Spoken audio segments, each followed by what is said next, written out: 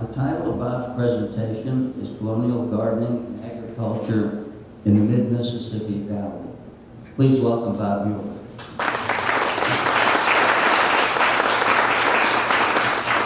One of the things when you start talking about the gardening and agriculture, there's very few records that exist. People didn't keep garden books. So we started to try to figure out where we're going to find documents about what they grew and how they did it. So what you're going to hear today is a lot of first-person accounts of travelers that came to the mid-Mississippi Valley and wrote about our area.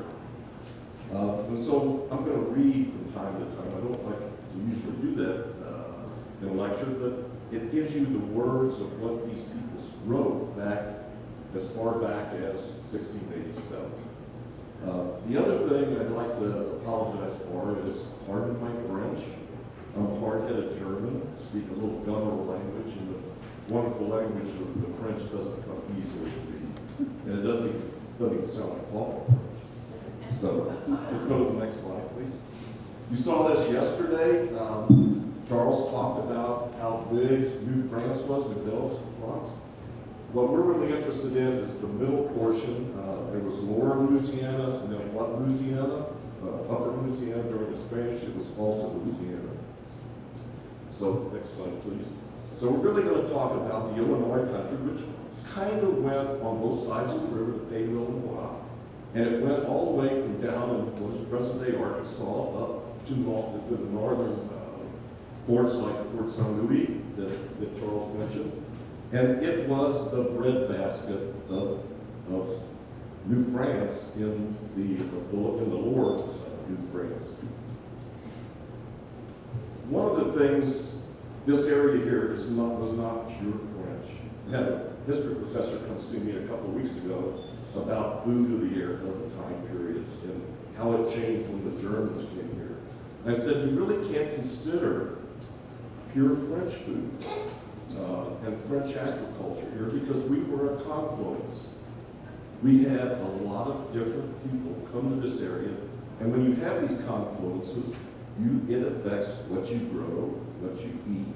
So I want to talk about a variety of different influences that bore on the agriculture and the gardening here. So we'll go through each one.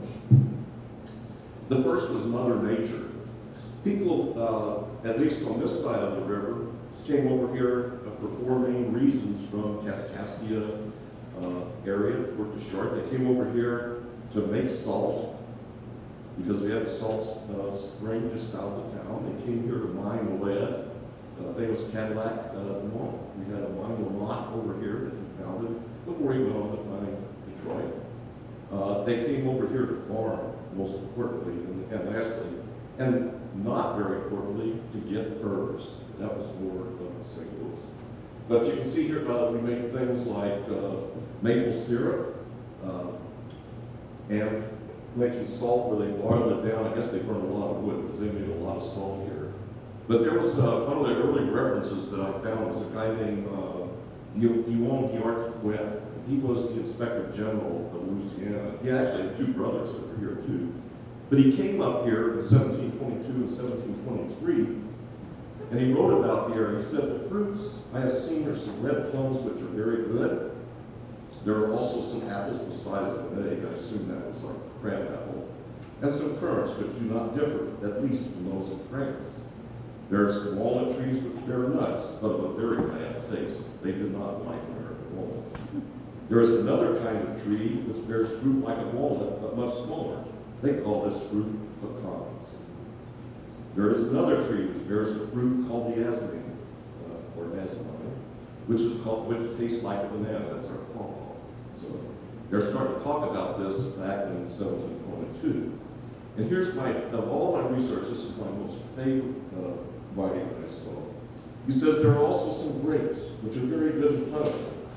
Their vines climb to the top of the highest trees, and when one wishes to get the grapes, it is necessary to cut down the tree. One says commonly they make the vintage with a hatchet. That's winemaking from 300 years ago. There's other people at that time period talked about wild grapes, blackberries, mulberries, and wild strawberries. The other influence that we had was from Canada.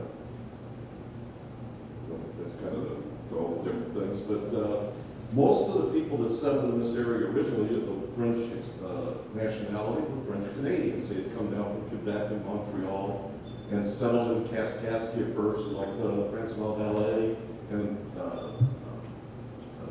the St. James, Gem family, Nicolas Johnny.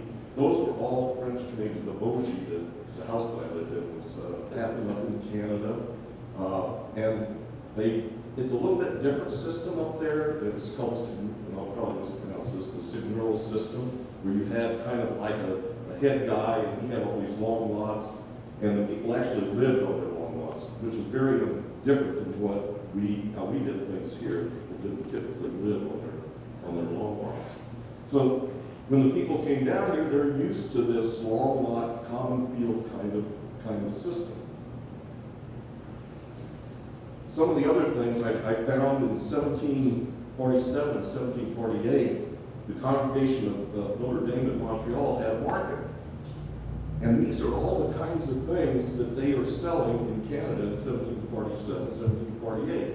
So people that are going to be coming down the Wabash and the Mississippi are going to they're going to remember these vegetables that they are growing in Canada.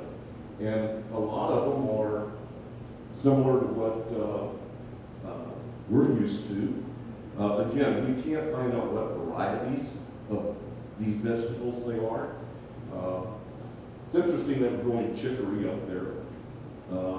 They were growing flax, hemp, and you're gonna hear about that a little bit later. Father Vivier, who was over in Kaskaskia in 1750, he says the plants, trees, and vegetables that have been brought from France and Canada grow fairly well here in the Illinois country.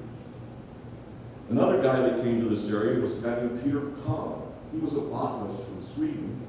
He goes by several names. In 1748, he wrote, and he's writing about, again, Canada. He says, the fields are generally sown with wheat, oats, maize, and peas. Gourds and watermelons are plentiful and in abundance. So, as I said, people that are coming down here, they're going to remember that and see some of try to grow some of the same things. One of the other major influences that happened here was the Native Americans. John talked about it. The French did like to intermarry with the Native Americans.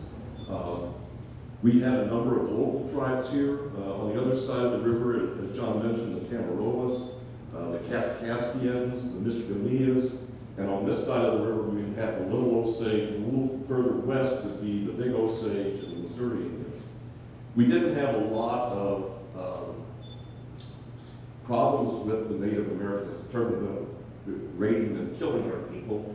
There was only one big incident where 7 people coming back from Minot were massacred. We think that was by the Chickasaws. That was mentioned yesterday that they were one of the warring tribes that came into our area. But by the 1780s, the Little Osage and the Big Osage had been moved further west, and so we started getting Shawnee, Delaware, Kickapoo, and Peoria. And we actually had a big Peoria village just outside of town in the 1790s, and down by Apple Creek, which is the southern part of our district of St. Genevieve, there was a big Shawnee village. The guy that was the head of Cape Girardeau, Louis Lorimer, he actually had a Shawnee wife. His hair went all the way to the ground. I want to pigtail like that. But when you talk about the Native Americans, like I mentioned, they would marry with the French. There's a new book that I just got this week, actually, by Sophie White. She talks about wild Frenchmen and Frenchified Indians. And it's a good read. And she talks about that in the Illinois country, there were 57 legitimate, and legitimate meant that the parish priest married this French guy or a white guy and a Native American.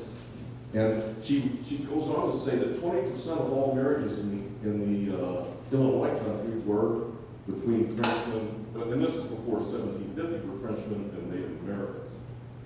Prior to 1719, 43 out of 48 people baptized were a mixture, or from a family that was French and Native American.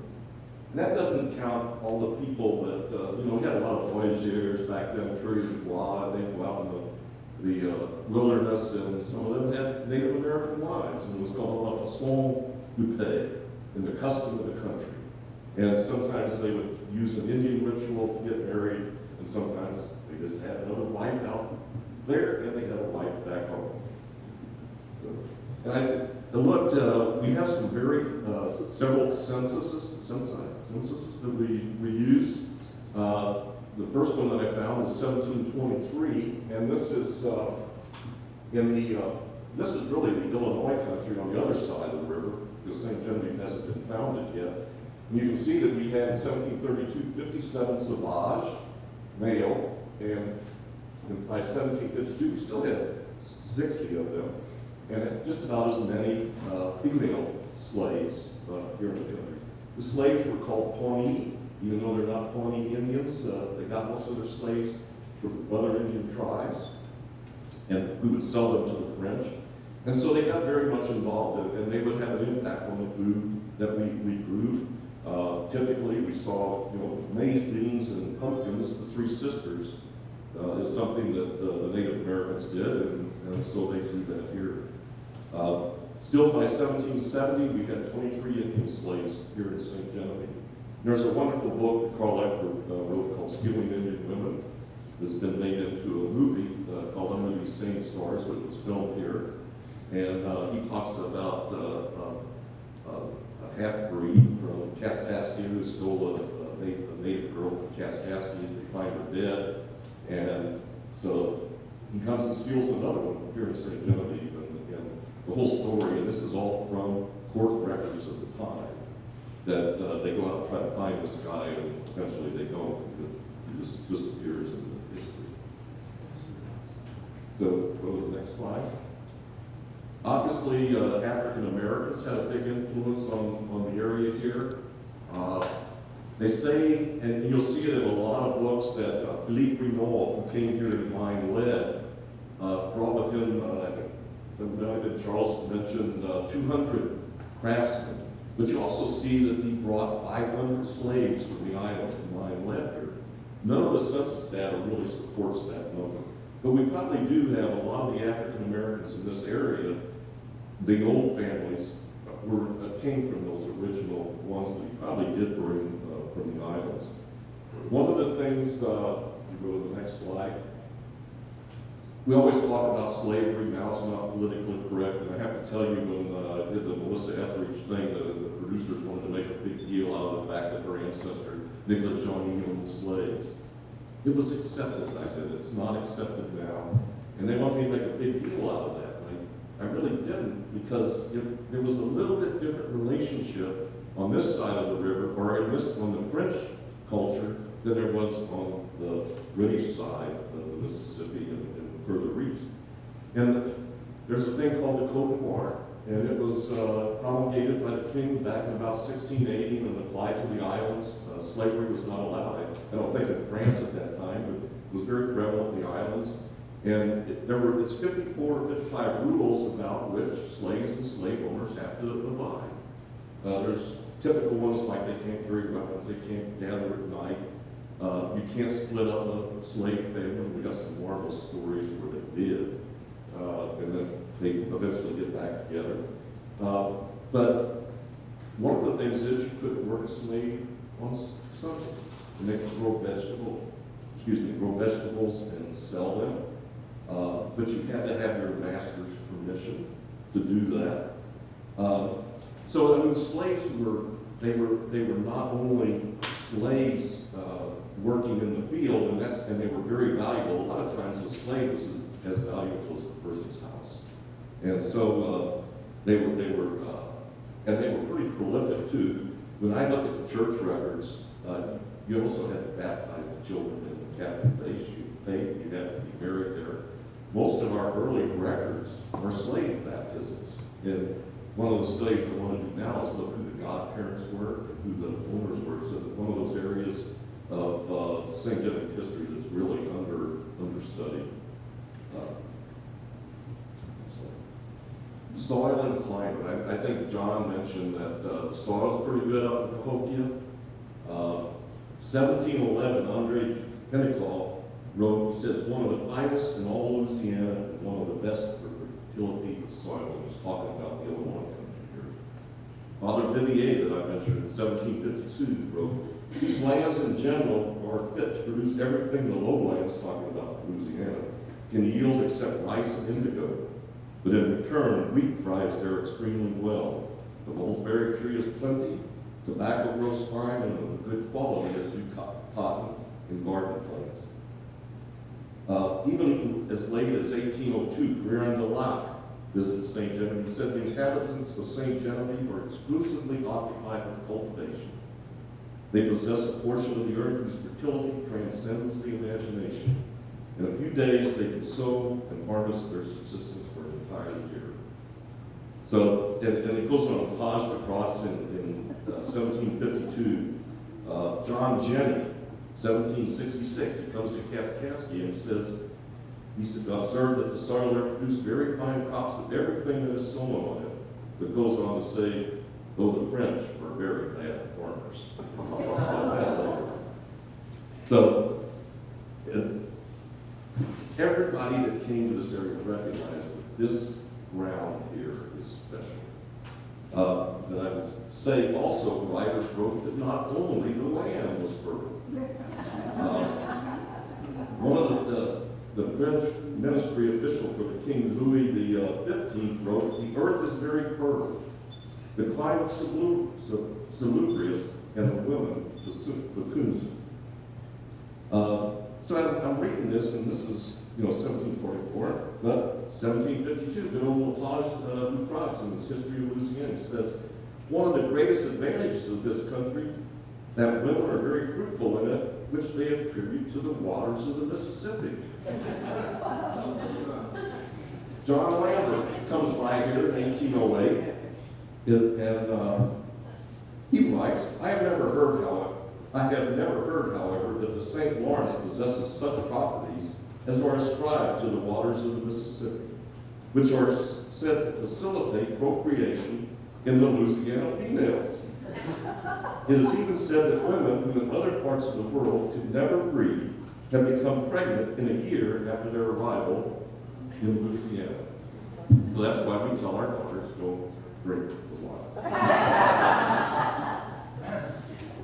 We also had influences from France.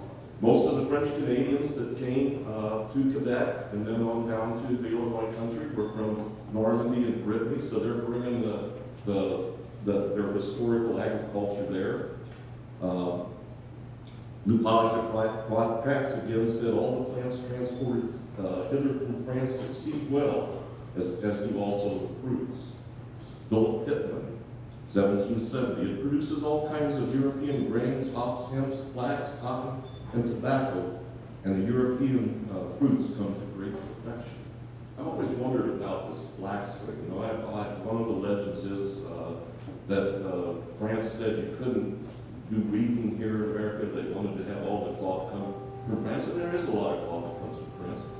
And you don't see spinning wheels in the state inventories, so why are they growing flax? Is there another use for it other than cloth? I don't know. Well, tell them they can use it for a rug, they use it for, But they're also growing a lot of hemp. You see that in a couple of areas. Yeah. It's just one of those mysteries I think we're going to have to explore more. Oops, I think we looked back.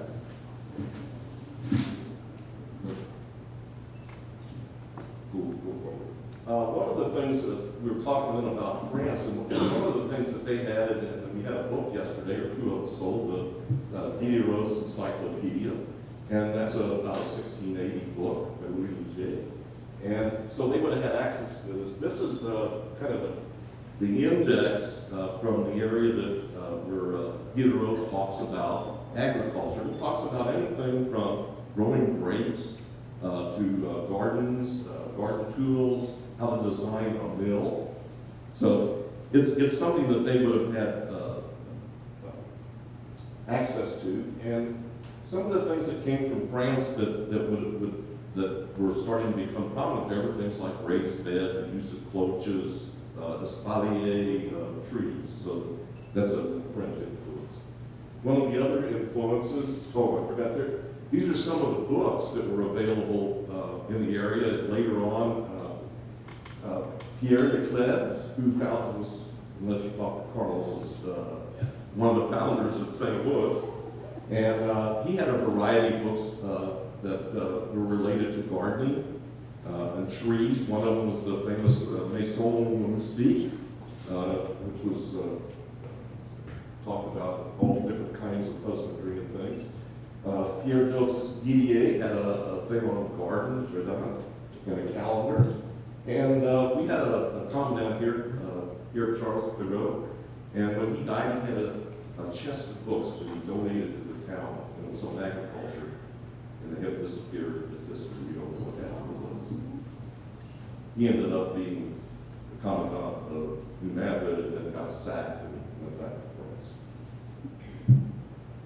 Tools are obviously an influence on how much gardening and agriculture you do, and they were pretty much still in medieval type tools, scythes and flails and wooden pitchforks and things like that. So it was very labor intensive.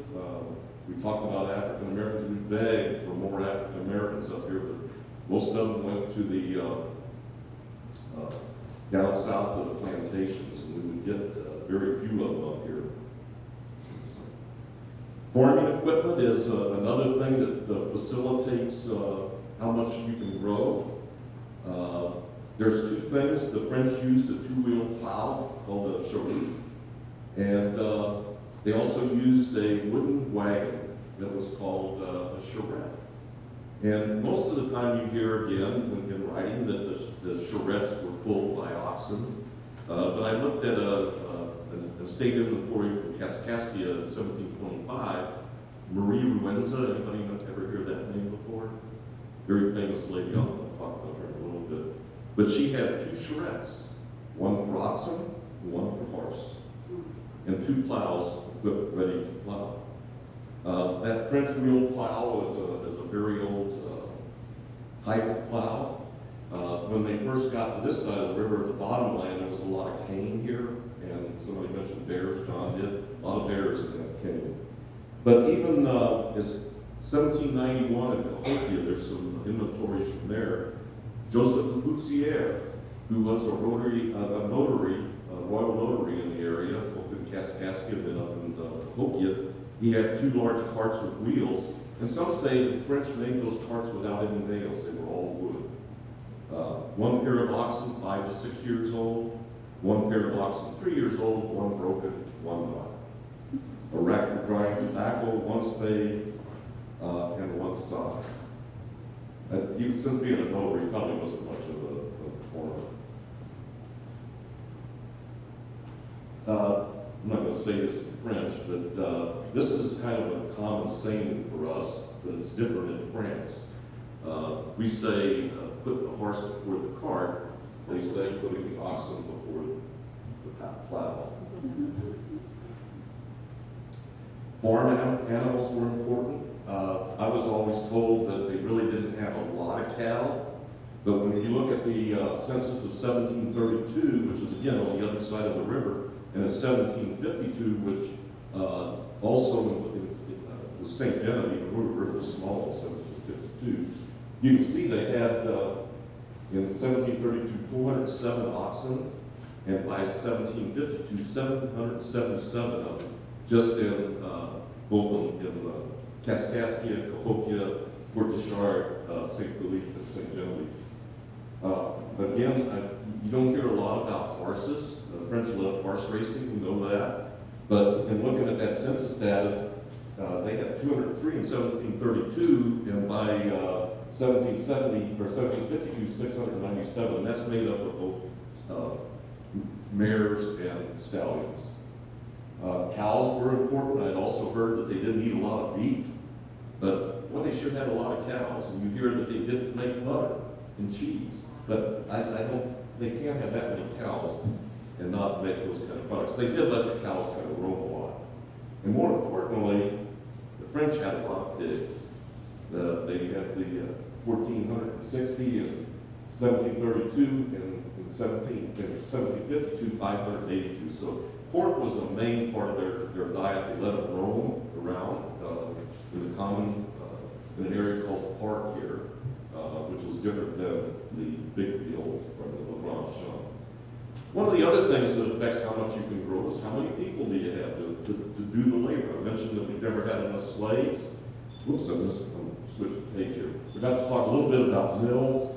The French had mills. One of the things I'm going to point out, this is Kaskaskia, Fort Deschartres right here, and here is an old windmill. I've always wanted to find out where that old windmill is. Mrs. Brown over there says she thinks she knows where it's at, but it would really be neat to find one. And there's another one on there called a flour mill. One writer said that the Jesuits, who were down in Kaskaskia, had one windmill, and the Indians had two horse mills. And that was, the horse mills were very prominent in Colonial St. Genevieve in the area. Maybe that's what they used a lot of the horses for. But they weren't very efficient. And that's maybe one of the reasons we couldn't make as much flour at various times. They also, you'll see some writings where there was a water mill here that Monsieur Ballet, who was the most prominent guy in St. Genevieve, he had one that did sawed planks and also ground flour. How many people you have, as I said, really affects how much you can grow. And if we look at the census of 1723, we had, interesting enough, they didn't mention any slaves in this census. And this is all across the river. It includes Kaskaskia and Cahokia and St. Philippe. But you can see that there was about 300 people there, including the habitants, the farmers, the white laborers, women, and children. So not all of those could be doing farming at the time. Let's go to the next slide. But we did have a growing labor pool that happened, as we can tell by the other census data. 1732, we almost doubled, or a little over doubled our population on the east side of the river. And at this point, they also started, we have good records of how many Negroes and Negresses they had at the time, how many children that were under 12 and over 12, and how many Native Americans that were involved. By 1752, we again doubled in the area. St. Genevieve is now included in that census data. It's a remarkable document. And at that time, we had, I think our first census, we had 23 people, including 2 black slaves, and only 7 people, or there were habitants, and then there were some what they called volunteers. So, go to the next slide. You can see generally the population on the left of what I call people that could work the soil, and there were 639. Same time, we had 777 oxen. And one of the things we had was a lot of plows. You look, between all of the villages, we had 408 plows. And if it took 2 oxen to pull a plow, we didn't have enough oxen. So I guess they really didn't use all the plows all the time. It surprised me in St. Genevieve, we had 15 people that could work the land, but we had 23 plows. So plows were important. I'm not sure how they actually, I think they were very simple. They weren't as efficient as what we might like. But not everyone was a farmer. And one of the nice documents that we have is the 1779 lease makeup of St. Genevieve. By that time, they were Spanish, obviously, but we had more voyageurs than anything else in the lease. 62, and the next were the habitants, the farmers, and then the day laborers. But you can see all the other kinds of things, of people that we had in our lease. And one of the reasons we portray 1779 in the St. Genevieve release is because we have this document. We had carpenters, coopers, weaver. And again, here we got a weaver in 1779. It's got to be doing something. A hat maker, a salt maker, and more importantly, a brewer. Every release needs a brewer. A little bit later, the census of New Bourbon. I don't know how many of you are familiar with New Bourbon, and I'm going to talk some data about it later. In the early 1793s, a guy came here who was named Pierre Charles Delsus de Uzier, normally called Delsus. And he was a French aristocrat, got caught up in the French Revolution, came to Philadelphia, got caught up in the famous land swindle of Gallipolis, Ohio, and then ends up in St. Genevieve. But he's a buddy of the lieutenant governor in New Orleans. So his buddy carves out a district for him. Here we go. The 5 districts of Upper Louisiana were New Madrid, which went all the way down to Arkansas, Cape Girardeau, St. Genevieve, St. Louis, and St. Charles. So his buddy gives him this other district. And it wasn't very big. It just went from about 2 miles south of town here to down on what we call Beaubrulé, the Burnt Woods, which is down by Chester, Illinois. But he wrote a census, or took a census in 1797, and he describes where the people were from. And there were 3 people from France, 9 from Canada. Creoles were the French that were born in the Illinois country. And it goes on, now we even had a Portuguese here. So, you know, we always think how French this was, and they were really unusual immigration laws in 1797. You really couldn't immigrate from what was in the American side to this side without professing to be Catholic. So, maybe we're going to introduce, well, can't introduce that on the southern border, but they're all Catholic down here. But then also the occupations back then, and he's talking about the area just south of St. Genevieve here. Most of those people were farmers, 31 hobby farms. Next slide. Some of the other influences that we had were from New Orleans. When we first were founded in the Illinois country, as Honey mentioned, we were with the Diocese of Quebec. We had trade with Quebec. We had people coming down through Detroit to here to be silversmiths. But as it went on, we ended up doing more trade with New Orleans. And the people wrote that it would take like 14 to 20 days to go down the river and take 70 to come back. And they would have boats of 20 tons. And when they would be full when they went down, but coming back, they run about half full because, as Charles mentioned yesterday, they had cordellas up the river with ropes, and the Native Americans were attacking it as you went on. Corn, pork, and wild beef, myrtle and beeswax, cotton, tallow, leather, tobacco, lead, copper, buffalo wool, venison, poultry, bear's grease, oil, skins, miles, and miles. So we sent a lot of stuff down the river. Coming up the river, there was 3 boats came up in 1768. They brought up things like woolen blankets, cooking kettles, soap, mirrors. Somebody mentioned the fancy mirrors that would be in a French house, the crayons and earthenware, woolen stockings, handkerchiefs, wine, brandy, and tafia. It's a cheap rum, and that was pretty ubiquitous around here. Coffee, sugar, and anisette. For some of the other things they brought up here was ironware, sickles, gunpowder, canvas, shot, and for the Native American trade, glass beads, vermilion knives, and cloth, and guns and things of that sort. So there was a lot of traffic, and you look at some of these boat inventories, and you can see that these people that are out here in this frontier village are sometimes having some pretty nice stuff coming up the river. They brought up wine and empty bottles, and we built it here. Claret was a popular wine for them. Another influence was the Americans. Again, show the St. Genevieve release of 1779. We had 15 people that they're called, their birthplace was called England, but I think they're really referring to America. Because by 1779, the British had lost the other side, and so we did have a variety of people here that were Americans.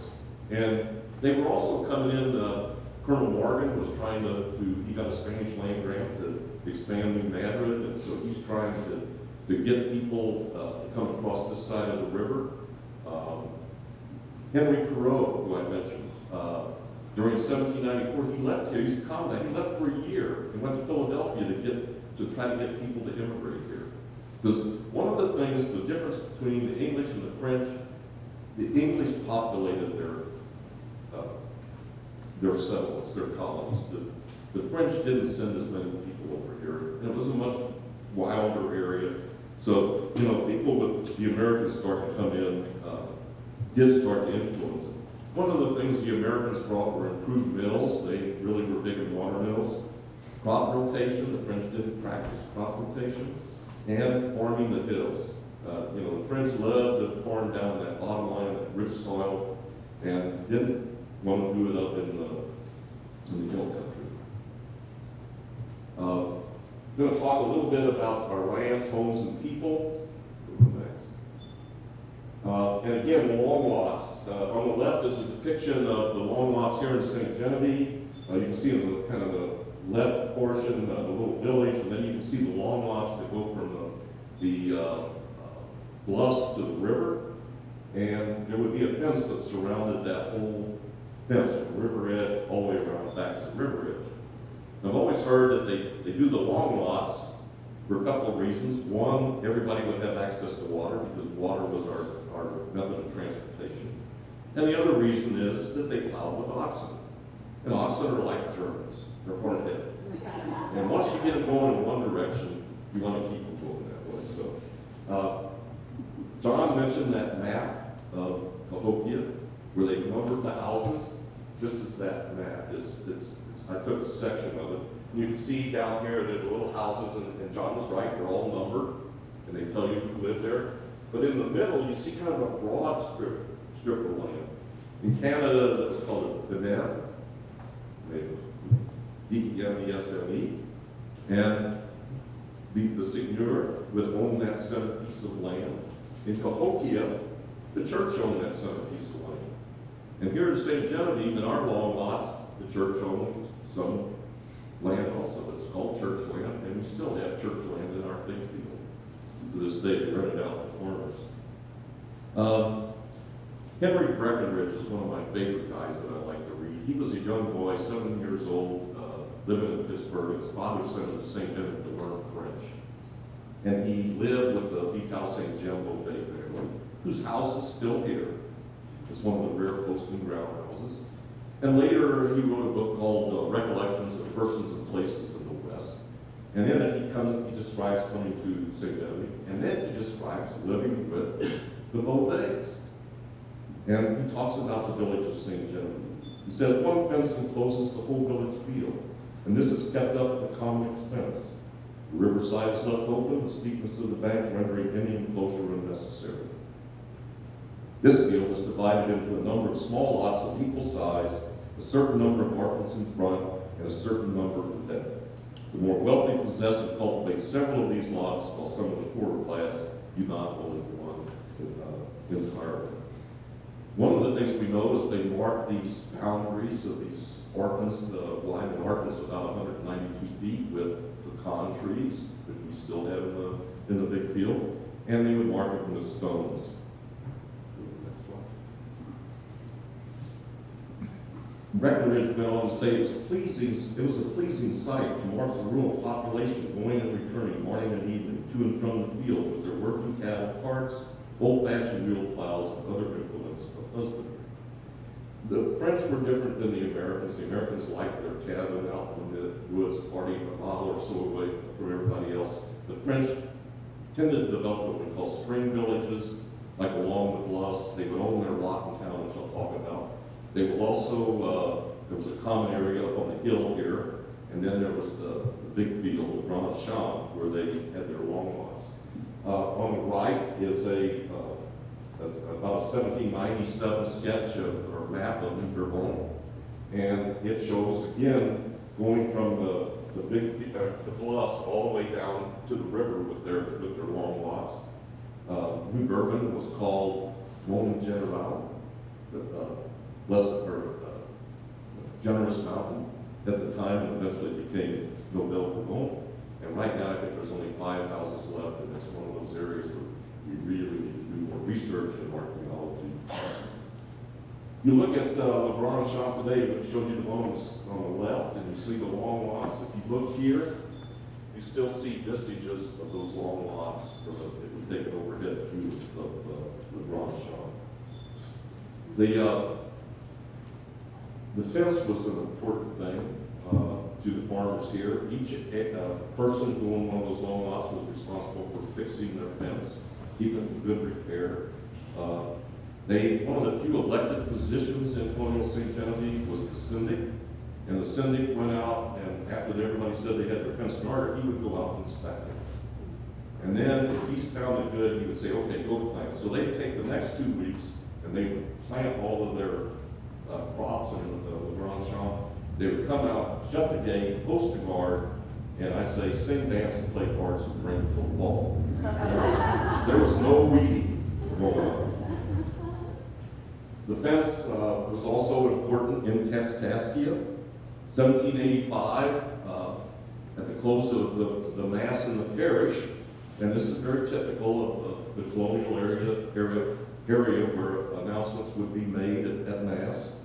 The public being assembled, they read some proposed regulations for fencing the common fields. And then they discussed what's going to be applied if something happens to that in that field. For setting fires to 150 libra, for damaging the fence by climbing 10. But one of the important things was if an animal got in through your section of the fence, you were in trouble. Because you not only had to pay for the damage to the fence, but you had to pay for the crops that were destroyed by that animal. So it was an important deal. They would let the animals in the common field during the winter. They had to be out by March 10th, and that is the only manuring that they did. It wasn't formal otherwise. Pigs you could kill at any time. And weren't responsible to the owner of the pig if you killed one, if he got into the big field. In 1808, St. Genevieve was the first town incorporated in the state of Missouri. In August of 1808, the very first ordinance they passed had to do with the fence in the big field. And just about everyone, all the way up to about 1900, the big field fence was the topic. I mentioned that the people lived in town. This is from a diagram of about 1732. Nicholas the Finials, who came up through this area in 1803, says each resident must have a substantial garden in order to be able to lay in a supply of vegetables for the winter. He must have a poultry yard, a stable, a barn, a shed, in order to house his animals and to store his fodder and farming equipment. His residence is a microcosm of a farm. And you can see that a lot of them were all fenced around. And the fences are there to keep animals out, not to keep animals in, because they just let the animals roam in the street. Next slide. One of the things I found was a deed from 1766 in the old town. It was Henry Carpentier was buying a place. And it was the deed says a tall and terrace house covered with shingles and with an earthen chimney, along with a post in the ground, thatched roof barn, and another small building for the storage of corn, all surrounded by a fence planted in the ground. One of the things we have a lot of debate on here is that they thatch buildings. And the Amarillo house, for instance, if you look in the truss system, it looks like it was originally thatched. And that's more like a 1793, 94 house. So, and when did they start using the shingles or roof? So back in 1766, they're already using shingles. And you can see that the style of architecture is what we call the pair or post in the ground. Breckenridge, who I mentioned, said it was describing a house here in town. He says the yard was enclosed with cedar pickets, 8 or 10 inches in diameter and 7 feet high. Yards were narrow, but in the rear quite spacious and containing the barns and stables, the negro quarters, and all the necessary offices of the farmyard. Beyond this was a spacious garden. It was indeed a garden. in which the greatest variety of the finest vegetables were cultivated, intermingled with flowers, shrubs, and on one side there was a small orchard containing a variety of the choicest fruits. So, if we start looking at our colonial architecture, I think you notice that the house was always very close up front of the street, and everything was behind. And that was very typical of how the French, even in New Orleans, designed their lots. But one of the things I want to talk a little bit about is our architectural heritage here at St. Genevieve. It really comes from France. Jim Baker, who is a historian here, ran the Felix Valley House for a number of years, actually went to France and paid to watch. And he looked for vertical log houses, and he finds them, they're still there. This is one, he had some barns and other ones, so they're a little bit different. They're two-story mostly, they're tall barns. Most of them are on limestone foundations. But then, these same people from Brittany came over to Canada, and they started building similar vertical log houses. But they built them with a very steep roof, because it snows a lot up there. Then eventually, as those French Canadians came down here, they adopted what we call an Illinois country house. That Canadian architecture was changed here to add what we call a gallery around the house, either front and back or around all four sides. It rained a lot more here. They had bousillage between the logs, and so that porches helped keep the rain off, and also it was much hotter here, so the Frenchmen didn't want to sit outside. Thomas Ashe, when he came through here in 1807, said he could hear the music before he even got to town, the storytellers of the French on the front porch. So I mean, it was a place to congregate. The one thing about that architecture, those galleries, is really influenced by the Caribbean. That's more of a southern thing. So here we're having a blend of French, Canadian, and southern island. There were two basic kinds of construction here. I mentioned the first, the Colonial, which is where they would actually dig a trench 5 to 6 feet in the ground and stand the post vertically. The floor is a floating floor, more or less, set on piers, 7 piers. And as you can imagine, those don't last very long. There's only 5 of them left in the United States, and you're sitting within probably 3 blocks of 3 of them. So that's why St. Genevieve architecture is, as John said, this is below the ground, we still have some above the ground. The other style is called post or sol, and that's where it means post on sill. They would build a limestone foundation and then do the vertical post. There's probably another 25 to 40 of those in St. Genevieve. Our oldest house is actually the post or sol Green Tree Cabin. One of my friends reported about 2 years ago restored an 1828 cabin. After the Americans have come here, we're still building these French-style houses. The architecture to hold up the roofs, the Norman truss system, and you can see, actually go up and touch one of those 200 years ago. This is a model of a house that looks more Canadian. Maybe they haven't put the roof on, but this is from down at the end of the road house. As I said, these gardens and yards in town have a variety of different things. One of them, most of them had outdoor kitchens because of fire and heat. Always had a bake oven, which was done in a Quebec style, which low to the ground, triangular part of it. Things like hen houses, pigeon coops. As late as 1950, there was a pigeon coop on the parking lot where the parking lot of the Autobahns is. So it's something the French ate that we don't eat anymore, except in France, I think they still eat pigeon. One of the things we don't see is privies a lot. They're not listed in documents. And a lot of times they would just throw it out in the street. So, third streets. You again can see this is a New Orleans lot on the left.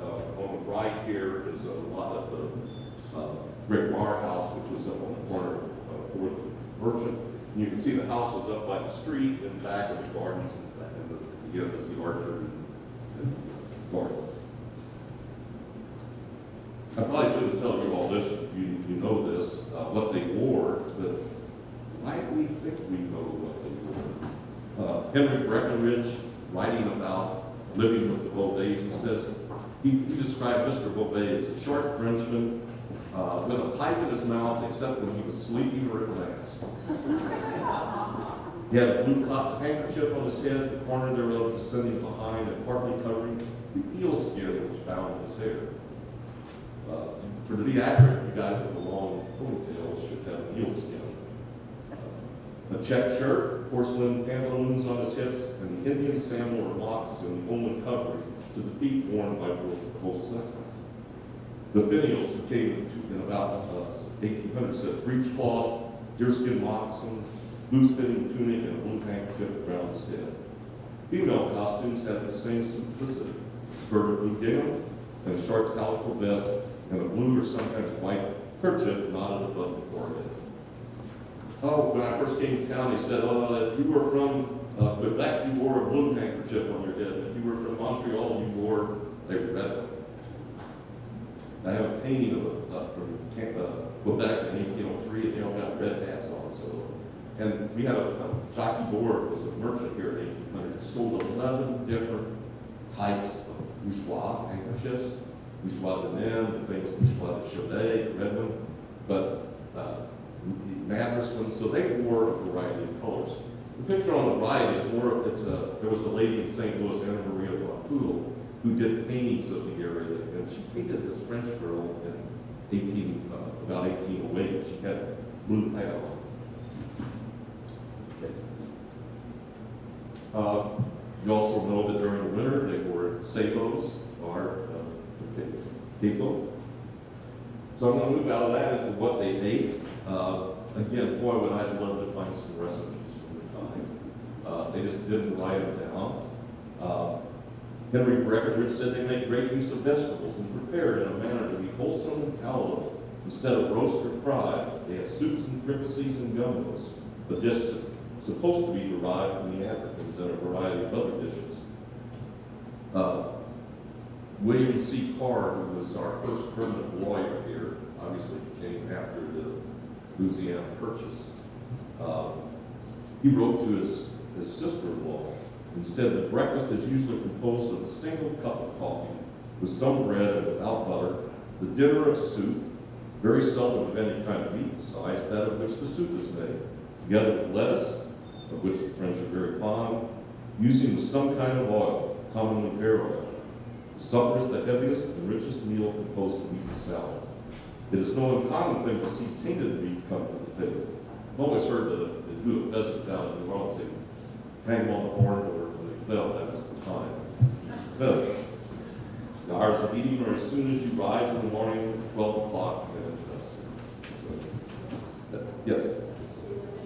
Well, I'm going to talk about that a little bit. So we had gumbos and vegetables from Breckinridge on the right. We had ones from William C. Carr. By the way, John was right about no lawyers. We did have notaries and greffiers. I mentioned Delasusse in 1797. He wrote, "This is a blessed country. There's no chicanery or lawyers." So the things in the middle, John mentioned bouillon. You see that in some documents. It's a chicken soup. You eat chicken separate, then you eat the vegetables, or you eat the broth first and then the chicken and the vegetables. Sagamite is a corn cake that they learned from the Native Americans. And the one in the middle is, well, it's not a French word that I've been able to find. T-S-I-T. Ciblé is how it is pronounced. Blé is usually the word for wheat, but in America they also have referred to corn. And this is a dried corn soup that they would make. Pretty close at the time, potage de blé, or potage de blé out of Quebec, which is a corn soup. But this was, and it was made in old mines. I've seen references there. I've seen references here. Now, you know, in the Quebec, that TSIT sometimes shows up like P apostrophe TSIT. So I'm not sure if it was a local word that we came up with. Okay. One of the other things I mentioned, inventories. Those are the things that we really look for to see what kind of flesh out what people's lives were like. This is one from Kaskaskia in 1723 and one in 1724. They had a pepper mill and a salt cellar there. What is the most used spice? Where's John? Or Jim? There you go. Which is it? No. Pepper. What's the second? Mustard. Mustard. Okay. They got peppermill. 1723. The other thing you see, they're pewter dishes. The other thing you see, they weren't roasted or fried. But here's a grill and a spit, so they must have been doing some of that roasting. Over here you see steel fork, pewter forks, ladles, basins, 25 pots of oil. You see a lot of oil and a lot of barrel oil in that. Yeah, like Betty Blank or something. Yeah. This is one in 1763 from Kaskaskia, and again they have frying pans, grills. By this time they have a lot of copper pots, either yellow copper or red copper. Crockery is starting to become a lot more prevalent in the inventories. So now I'm going to finally get to what did they grow. On the left is Genevieve, who was the founder of in Canada. And what's always interesting in this sketch, if you look at his staples, they're pointed up. On the right, you should recognize that garden. It's over at Fort Bouchard. So let's go move on. The earliest mention I found of agriculture in the area here was when La Salle came down the river, 1687. And one of his compatriots was a guy named Vitesse. And when they were coming back up the river after La Salle was killed, he said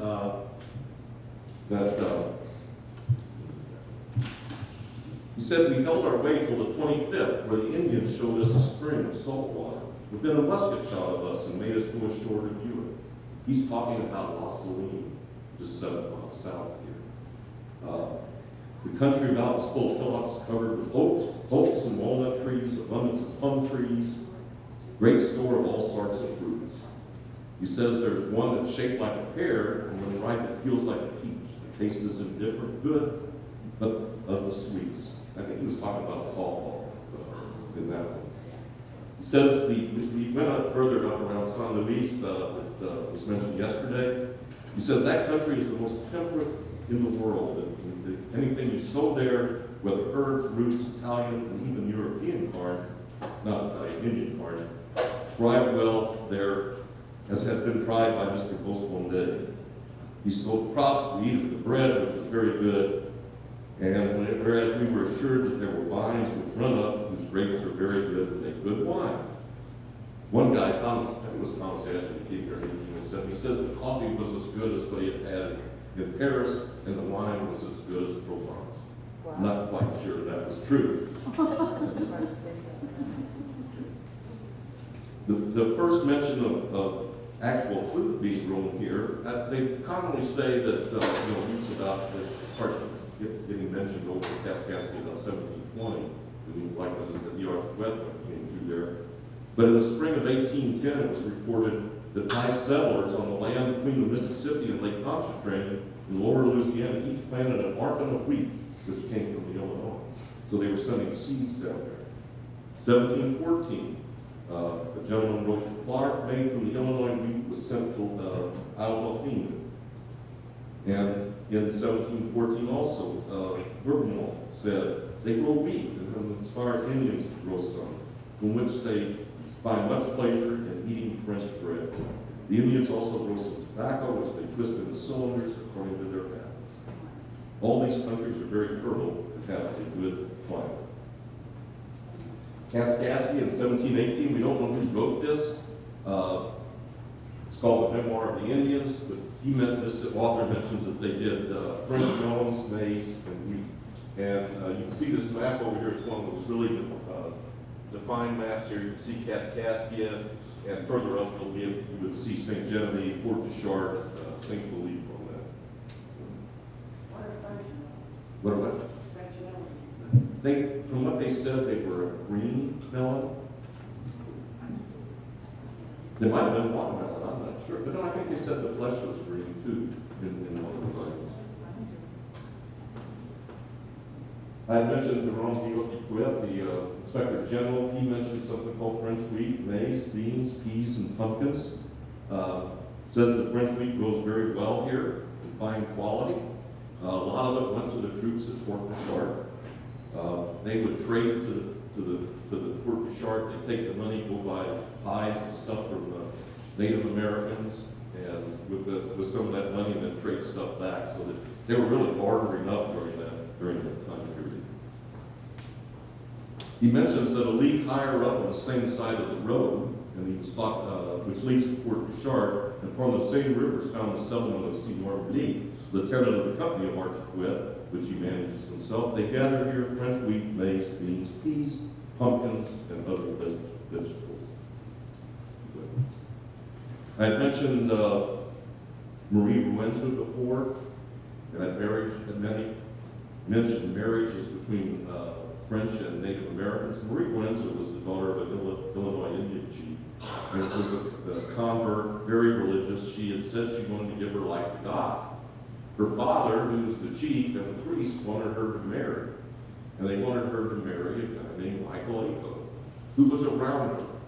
I think he was one of these guys that had wives out in the woods and everything. He did a lot of traveling. But she kind of settled him down, and he died eventually. And she married into the Philippe Robert,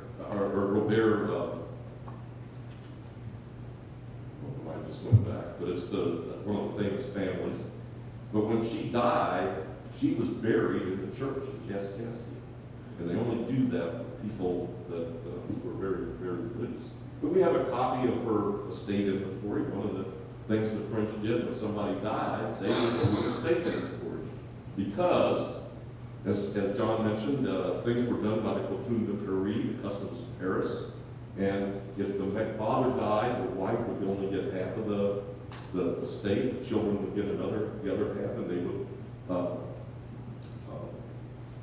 have appoint a guardian for the minor children. The other name is Colonial. That's the family that descended from her. But you can see in her estate, she had a variety of things. She had 6 meals of shallots or onions, wheat, flour, peas, maize, crops that are still in the field, and some that is in the barn. She kind of set the pace for all these Native American French marriages, and I think it's one of the most unique people in our Illinois country. Father Didier, in 1750, he was a priest in Kaskaskia, said they grew wheat and Turkish corn. I say Turkish corn, and I go, what the heck's that? So I look it up. Turkish corn, corn came from the Americas, it went to France, and then they went to Turkey, and they were importing Turkish corn into France, and that was the common name. I've seen it 2 or 3 times. Lepage de Prats was here around 1720. He talked about wheat, rye, and tobacco.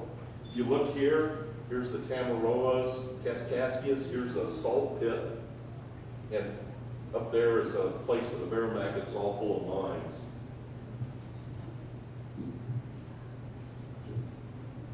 This is another, and when you go through this, sometimes you get stuff that you don't know where it came from. Mr. Hamburg writes this whole thing. It's called the Minutes from the Journal of Mr. Hamburg. It's in the Library of Congress, but nobody knows who this guy is.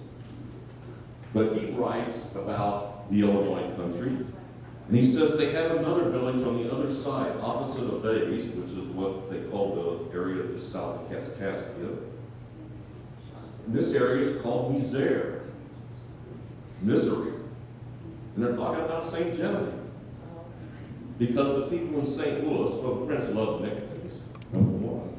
But the people in St. Louis kind of look down on St. Genevieve, even though they were founded later. And they call this misery. We called them concord, which meant short of bread, because they didn't grow enough wheat. We had to send wheat up to them. Even worse, they called Kaskaskia, Poulet, Aussie. And Rondelet, which is a little village south of St. Louis, they called Deep Bouche, which meant empty pockets. And I always say now they got a casino there again, so it's still empty pockets. But he was talking about all the different kinds of things. He mentions pears and apples. Apples grew very well here. In fact, we have records of people sending apples to people in New Orleans as a present. Here's an American talking about the area. He came in 1764, Colonel Henry Bouquet. He was a lieutenant colonel in the 60th Regiment of Foot, the Royal American Regiment that was in the French and Indian War and the Pontiac's War. He says the country of the Illinois is fertile, producing good wheat and corn. All kinds of European fruits succeed there surprisingly well. They have wild grapes with which they make tolerable wine. My favorite, their beer is pretty good. We actually, if you saw the Melisse roster of 1779, the last guy was a brewer. His real name was Franz Kuhlmann, who was from Bavaria. The French gave him the name Francois Thomas. And that's where you see it all the records, other than the German name. But he was a brewer that lasted up until about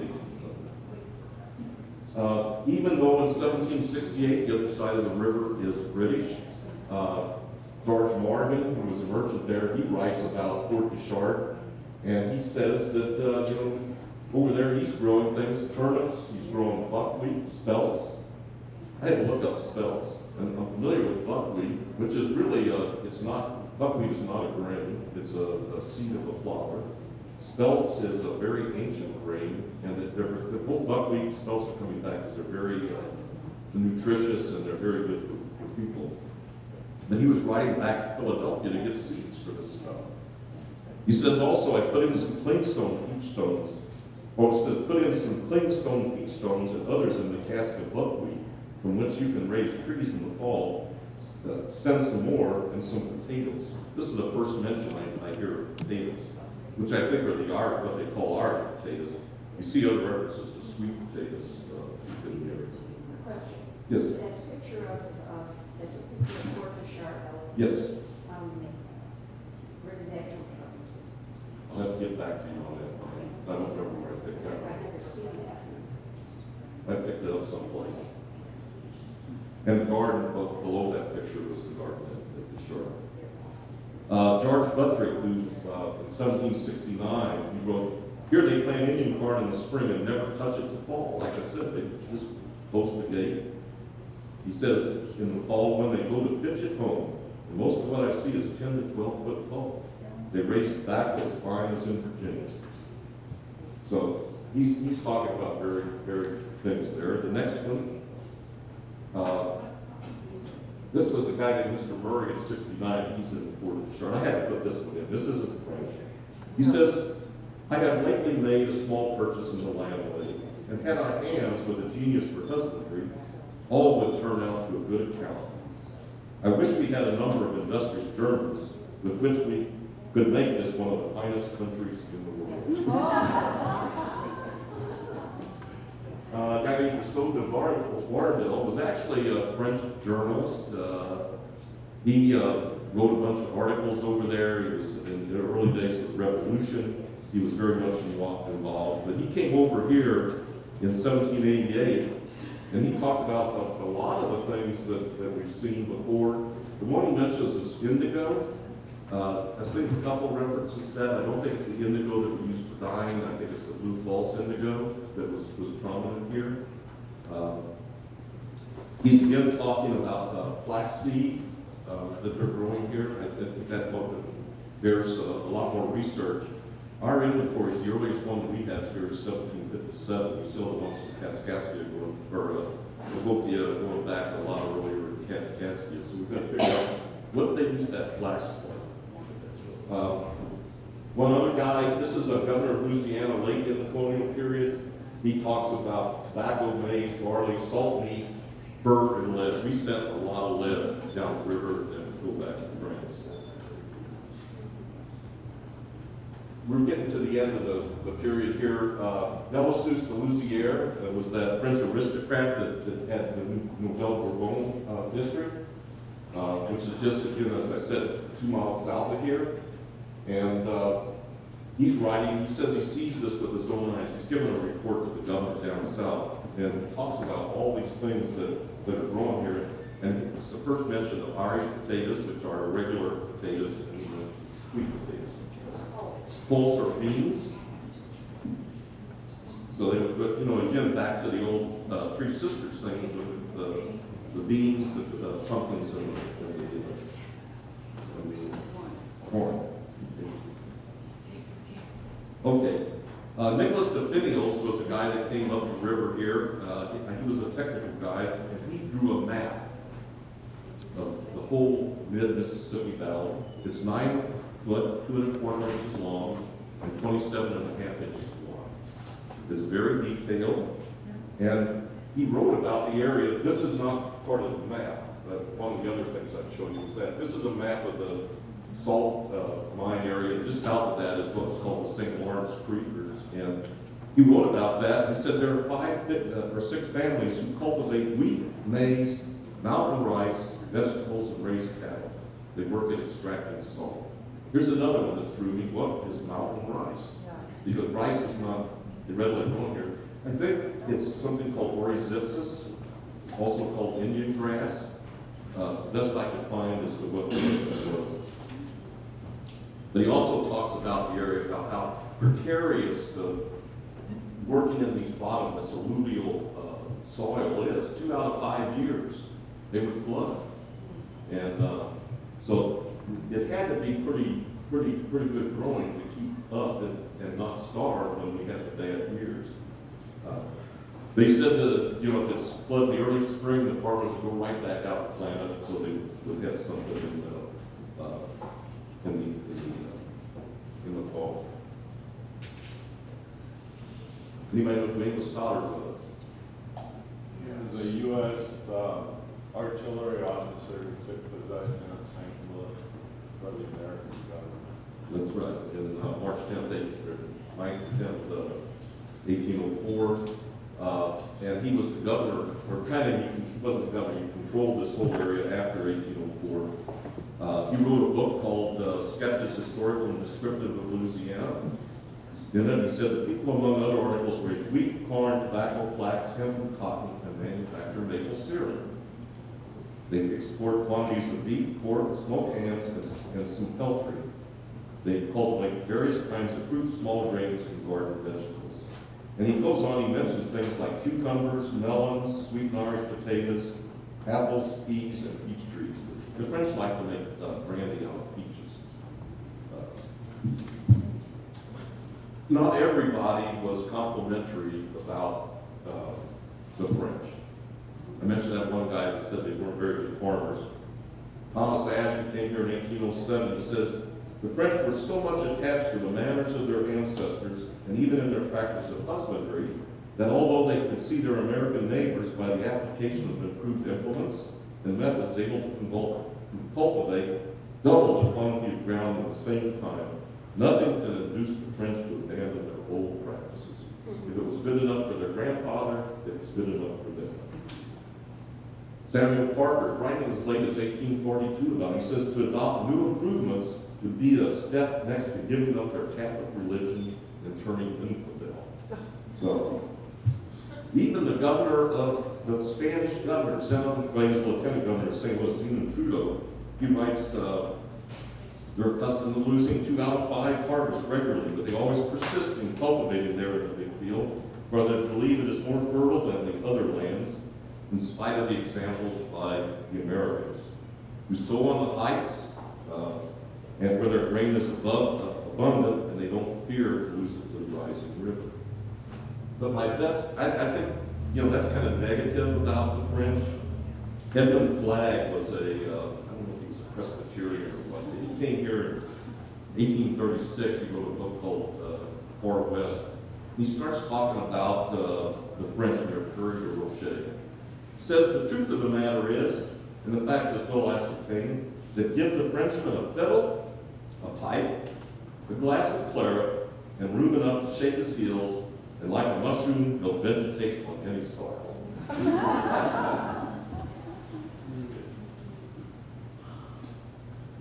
This is my last slide. I mentioned all the penalties that they had for defense. But in 1785, remember that was, they did it in front of the church. Later that year, they passed the magistrates of hopefully passed this law. And it read, since it is necessary to remedy the brigandage and theft, which are committed as well by night as by day, in the field, sown and cultivated in wheat, corn, peas, beans, melons, and other vegetables, and also in the orchards and gardens, it is very expressly forbidden by all persons of what quality soever, whether inhabitants, their wives, wayward children, slaves, vagabonds, vagrants, and others, to enter the field sown with grain or vegetables which do not belong to them. And also the orchards and gardens, as to steal anything whatsoever there, on pain of 100 livres fine, payable half to the public treasury and the other half to the informant, and being put in irons for 8 days, and led about the village of Ecole with the marks of their theft hung around their neck for the first offense, and a greater punishment, days of repetition. I think we need to still have some of those rules. One of the things in St. Genevieve are, pecans are very important. I've seen articles 100 years ago, no pecan picking on my land. And it's still one of those things. St. Genevieve people are very protective of their property, but don't care a lot by other people's property. But when you're a pecan hunter, you're going after pecans. This slide, I said the French were not always looked on very favorably or looked for improvements. Delassus in 1797 wrote the governor down, his buddy down in New Orleans. He said, these are the kinds of things we need to do to improve our agriculture. He really wanted to build mills and things like that. He said we have to get more skilled craftsmen to build boats because that was the method of measure. Plowshares, erect levees. This is the first mention I've seen of doing levees. This is 1797. Thank God we have one in St. Genevieve now to protect us. Public education, require fences to be maintained year-round. Free grazing of stock was to be prohibited. Punish those that steal from gardens and fields, evidently, other than chickens. And John's right, it's a tradition of St. Genevieve. When you make bouillon, the best bouillon is from your neighbor's chicken. And you always invite your neighbor to participate and eliminate burning with you. So, this guy's from France, he's trying to get these new things happening, but they really don't take off with the French.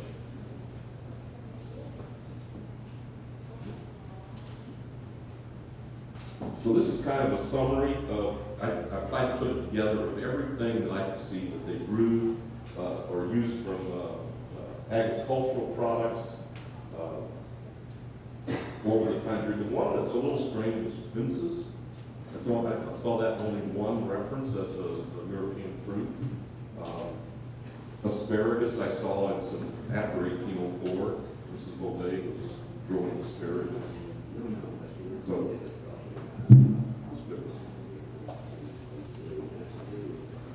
yesterday, Steve Gerlach asked me, well, how much did they grow?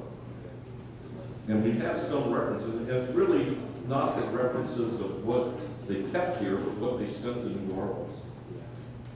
1750 or 31, they shipped 100,000 pounds of flour to New Orleans.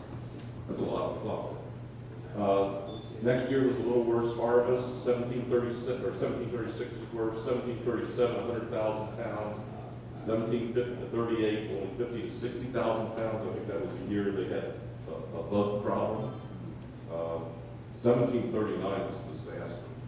They only sent 12,000 pounds since. And that was really affected the people in New Orleans, Natchez, downriver. They would drop them off at like Arkansas coast. 1740, another bad year. 1741, good. 1742, they had continual rain. So the threat of famine is present down in New Orleans and Natchez and Arkansas coast, but it's also affected here. The French loved their bread. And they didn't like corn. They only thought corn was fit for slaves and animals. But I guess that you didn't have wheat. Guess what you're going to eat? Corn. 1748, the records say they shipped 800,000 pounds of flour to New Orleans. Carl Eckert thinks that might have been a slight exaggeration, but it was a good year. 1749, was a bad year. As it is 1750, 1752, there was no rain for 3 months. So again, I mean, what they grew was important. How much they grew affected their life and the lives of others. Oh, I almost did this. This is kind of the end, some bibliography. Carl Eckert's what I call the quintessential author of St. Genevieve colonial history. He's written a number of books about people who lived here. So I really recommend his Colonial St. Genevieve is probably the best book that he published in 1985. If you want to look at a garden book from about 1828, showed it to Steve, it's called New Louisiana Gardener. It's a translation of a French document from the time period down in Louisiana. Some of these books are on, you can find them online with Google Books. That's been a great resource tool. There's a new book that has just come out. It's called Lives of Fort and Sharp, Commandant Soldiers and Civilians in French Illinois, 1720 to 1770. And another one that's called Wild French and Frenchmen, or Frenchified Indians, which was written a couple years ago by Sophie White. And she really works on the Illinois country. I recommend that.